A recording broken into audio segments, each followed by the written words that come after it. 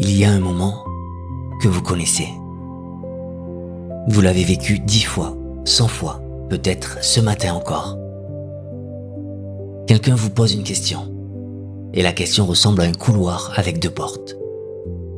Oui ou non. Pour ou contre. Tu restes ou tu pars. Et vous sentez, quelque part dans le corps, que la vraie réponse n'entre dans aucune des 2 portes. La gorge se serre un peu. L'esprit cherche une issue qui n'existe pas dans la question telle qu'on vous l'a posée. Alors vous choisissez une porte parce qu'il faut bien avancer. Et quelque chose en vous reste derrière. Ce malaise silencieux, nous le portons tous. Nous croyons qu'il vient de notre indécision, de notre manque de clarté, de notre faiblesse. Nous nous reprochons de ne pas savoir trancher. Mais ce malaise ne vient pas de nous. Il vient de l'outil. On nous a donné un monde à 2 cases pour penser une réalité qui en contient bien davantage. Et personne ne nous a dit qu'il existait d'autres cases. F. Scott Fitzgerald a écrit un jour « L'épreuve d'une intelligence de premier ordre, c'est la capacité de garder à l'esprit 2 idées opposées en même temps, tout en conservant la possibilité de fonctionner. » Il posait le diagnostic avec une précision admirable. Mais ce qu'il ne savait peut-être pas, c'est qu'un outil existait déjà pour répondre à cette épreuve. Un outil vieux de plus de 2500 ans, que personne ne nous a jamais enseigné. Il porte un nom simple et étrange, le tétralemme. Aujourd'hui, je vous invite à le découvrir. Non pas comme une théorie à apprendre, mais comme un espace à habiter. Nous allons d'abord comprendre ce qu'il ouvre en nous, concrètement, dans la vie de chaque jour. Puis nous verrons pourquoi notre civilisation a choisi de l'ignorer, et ce que ce choix nous a coûté. Et enfin, nous remonterons le fil du temps, pour découvrir que les plus grands esprits de l'humanité, d'Orient en Occident, ont tous convergé vers cette même intuition. À la fin de ces quelques minutes, rien n'aura changé autour de vous. Mais l'espace dans lequel vous pensez se sera agrandi.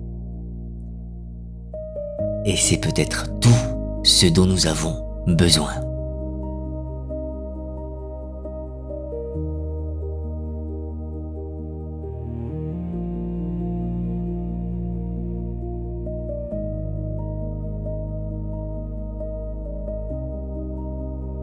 Imaginez une maison.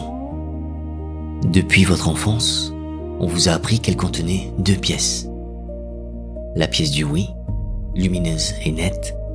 La pièce du non, sombre mais franche. Et entre les deux, un couloir où l'on ne s'arrête pas, parce que s'y attarder, c'est être faible. Le tétralemme dit ceci. La maison contient 4 pièces, pas 2, 4. On a simplement muré les 2 autres portes, et nous avons oublié qu'elles existaient. La première pièce est celle du oui, c'est l'affirmation. Quelque chose est vrai et je le reconnais. La deuxième pièce est celle du non. Quelque chose est faux et j'ai le courage de le dire. Jusque-là, rien de nouveau. Ce sont les 2 pièces que nous connaissons. Mais il y a une 3e pièce, et c'est elle qui change tout. C'est la pièce du oui et du non en même temps. 2 vérités contradictoires coexistent, et aucune des 2 n'annule l'autre. On peut aimer profondément quelqu'un et savoir qu'on se fait du mal ensemble. on peut être fier d'un travail accompli et sentir qu'il nous a vidés de quelque chose d'essentiel. Les deux sont vrais. Les deux tiennent debout en même temps. Et c'est précisément cette tension qui dit la vérité la plus complète. Puis il y a la quatrième pièce, la plus vaste, la plus silencieuse. C'est celle où on réalise que la question elle-même ne s'applique pas. Ni oui, ni non, ni les deux. La grille entière est inadéquate. Ce qui se joue est d'un autre ordre, et aucune des trois premières réponses ne peut l'atteindre. Prenez la question que chacun se pose un jour. Ce que je fais de ma vie a-t-il un sens? En première position, oui, ce que je fais a un sens. Je bâtis, je contribue, je laisse une trace. Cette affirmation donne une direction, une colonne vertébrale aux journées. En deuxième position, non. Ce que je fais n'a pas de sens. Les jours se ressemblent, l'effort se dissout, rien ne reste. Cette négation a son propre courage, celui de voir sans phare, et elle ouvre la porte au changement. En troisième position, les deux coexistent. Selon le matin, selon la saison, selon l'angle depuis lequel on regarde sa propre vie, la même existence a un sens et n'en a pas. Et c'est cette oscillation qui est peut-être la vérité la plus adulte, la plus honnête, celle qui demande le plus de force intérieure. La capacité de ne pas fuir la tension, de la laisser vibrer sans chercher à la résoudre. En quatrième position, la question se dissout.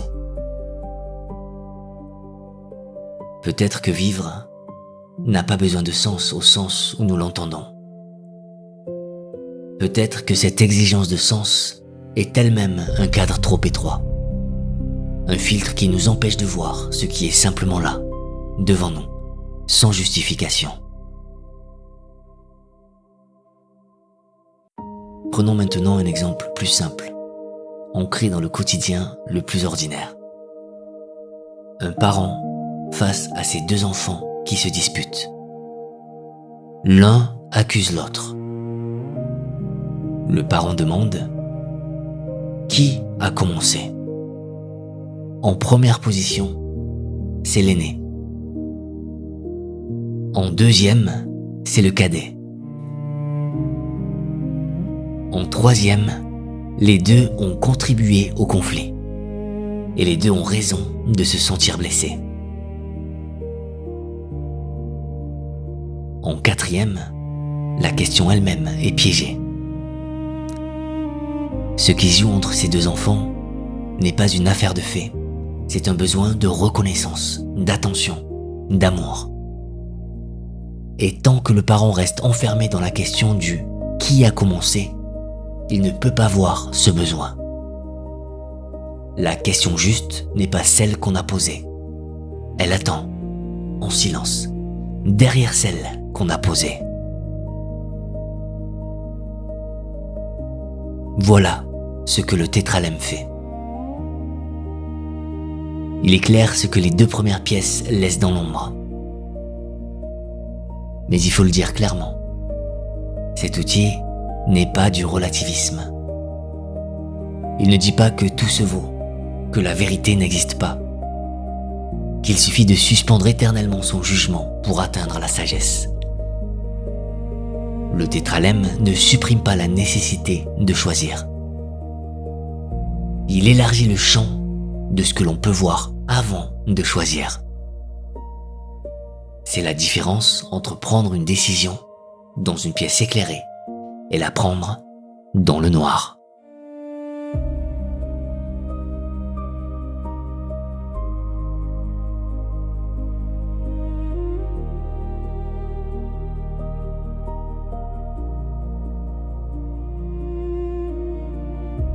Athènes, 4e siècle avant notre ère.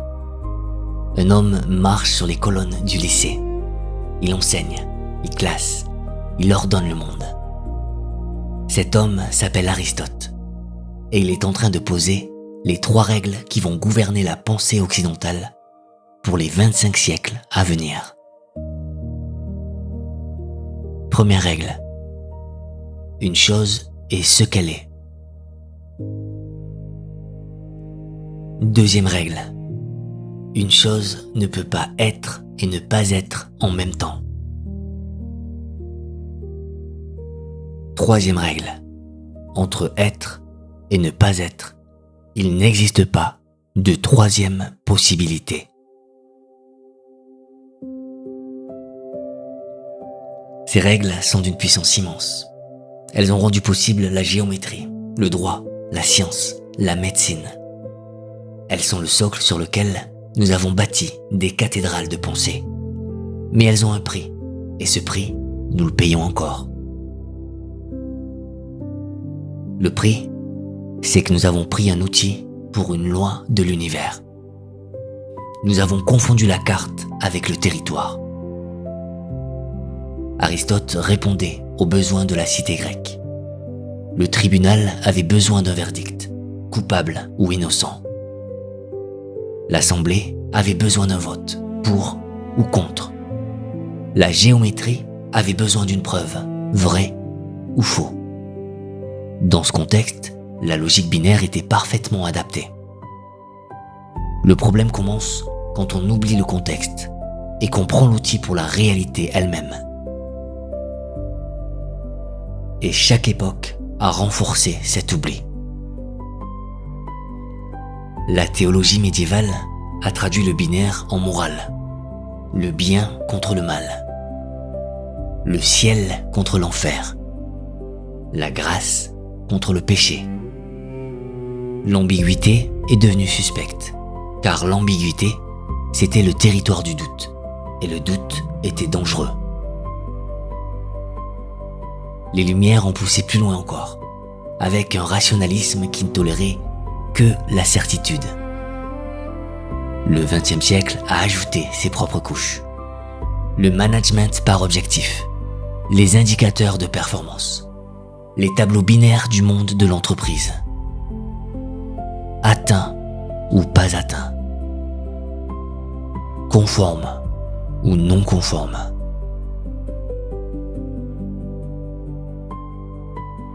Couche après couche, siècle après siècle, nous avons mûri les 2 autres pièces de la maison. Et nous avons oublié jusqu'à leur existence. Le résultat, nous le voyons chaque jour. Une culture qui ne connaît que 2 positions produit mécaniquement un monde polarisé. Regardez le débat public. Celui qui dit que les 2 camps ont une part de vérité est perçu comme lâche ou indécis. Celui qui dit que la question est mal posée est perçu comme arrogant ou hors sujet. Ce n'est pas un problème de morale. Les gens ne sont pas méchants de se polariser. C'est un problème d'outillage. On leur a donné un instrument à 2 touches pour jouer une symphonie. Et nous nous étonnons que la musique soit pauvre. Et voici ce qui est remarquable. C'est la science occidentale elle-même qui a fini par retrouver les positions perdues. Au début du XXe siècle, la physique quantique a posé une question simple. La lumière est-elle une onde ou une particule ? Et la réponse est venue, dérangeante, impossible à loger dans la logique binaire. Elle est les 2. Et elle n'est ni l'une ni l'autre. Niels Bohr, le physicien danois qui a formulé cette découverte, a dit un jour une phrase qui résonne comme un écho millénaire. Le contraire d'une vérité profonde est une autre vérité profonde. En une phrase, Bohr redécouvrait ce que le tétralemme savait depuis plus de 2000 ans. La science occidentale, poussée dans ses retranchements par le réel, a retrouvé par ses propres chemins les pièces murées de la maison.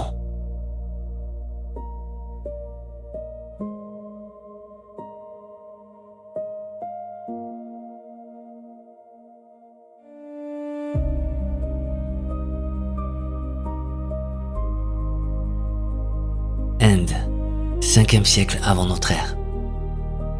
Un homme que l'on appellera le Bouddha est assis parmi ses disciples. Il lui pose les grandes questions, celles que les humains n'ont jamais cessé de poser. Le monde est-il éternel ou non? Le soi survit-il à la mort?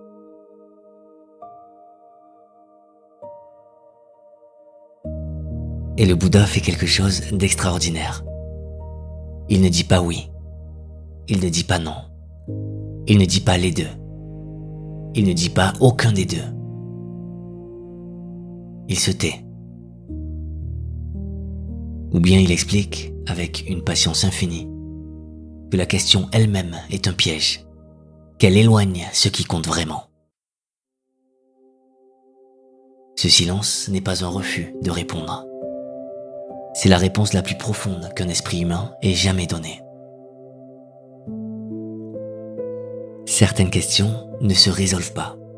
Elles se dissolvent quand on cesse de croire qu'elles appellent une réponse.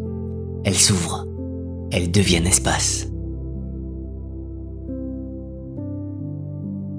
6 siècles plus tard, dans le sud de l'Inde, un moine et philosophe nommé Nagarjuna pousse ce geste jusqu'à son incandescence.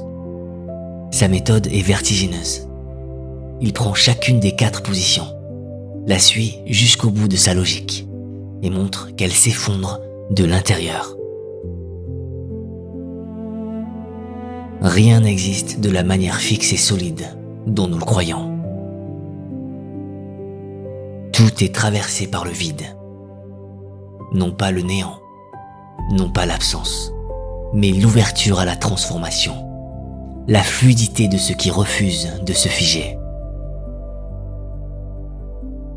Et le vide lui-même est vide. Il n'y a pas de sol sous le sol. Il n'y a pas de dernière certitude sur laquelle poser le pied. Nagarjuna a laissé une phrase qui brûle encore. Pour celui à qui la vacuité est possible, tout est possible. Pour celui à qui la vacuité n'est pas possible, rien n'est possible.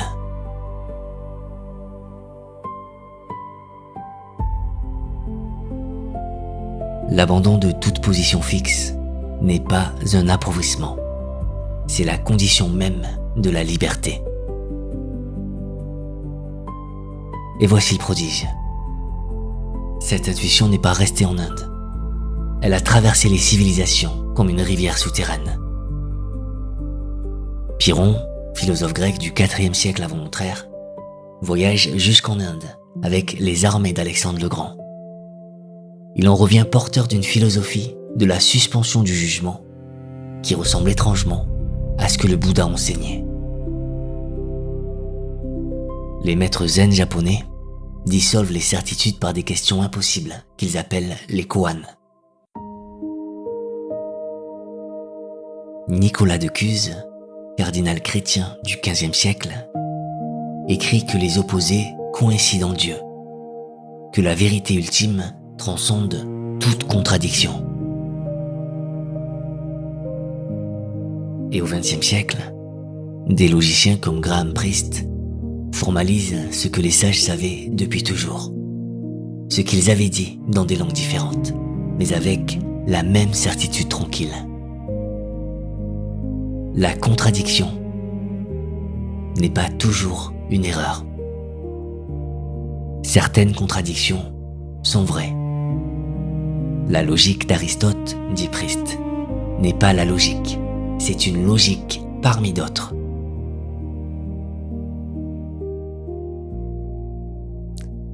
Ce n'est pas une tradition unique, c'est une convergence.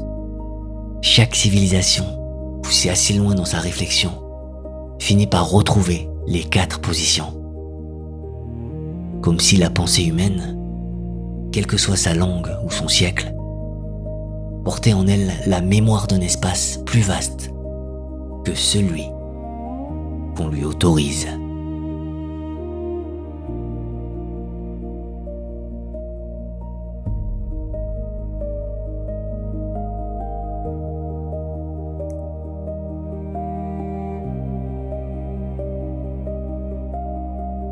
Nous voici au bout de ce chemin, et je voudrais que vous n'emportiez rien d'autre que ceci.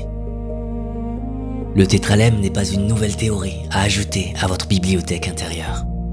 C'est une permission. La permission de ne pas trancher quand la réalité refuse d'être tranchée. La permission de dire les deux quand les deux sont vrais, sans que personne ne vous accuse de faiblesse. La permission de dire aucun des deux, quand la question elle-même est la cage dont il faut sortir. Et la permission, peut-être la plus précieuse de toutes, de ne pas savoir, non pas par lâcheté, mais par respect pour l'immensité de ce qui est. La prochaine fois que vous vous sentirez enfermé dans un oui ou un non, accordez-vous 5 secondes. 5 secondes pour vous demander: et si les deux étaient vrais en même temps?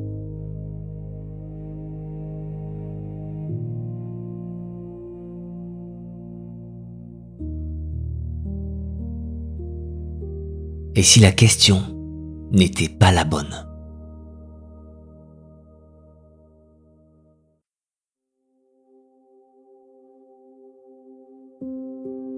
Non pour fuir la décision, mais pour vous assurer que la décision que vous prendrez naîtra de la vision la plus large possible. Le monde n'a pas besoin de gens qui ont toujours raison. Il a besoin de gens qui ont assez d'espace intérieur pour accueillir ce qui dépasse leur catégorie. Des gens qui savent que la certitude est parfois la forme la plus subtile de l'aveuglement, et que le doute, habité avec courage, est une forme de lumière. Il y a une tendresse particulière dans le fait de ne pas savoir, une douceur que la certitude ne connaîtra jamais.